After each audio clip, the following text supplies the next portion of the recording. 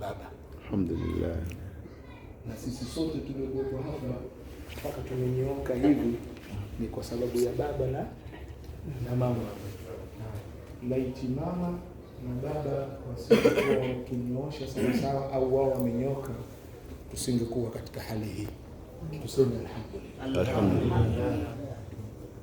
Na Mwenyezi Mungu Subhanahu wa Ta'ala amejalia kumfanya huyo babako kuwa ndio babako na mamako kuwa ndio mamako, hajakosea.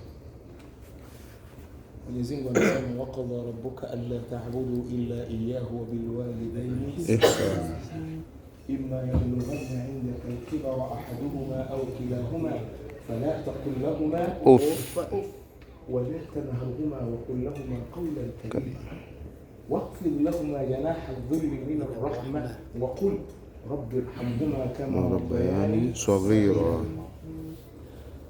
Mimi nataka nitoe siri ya hii aya. Mwenyezi Mungu anasema nimeweka sheria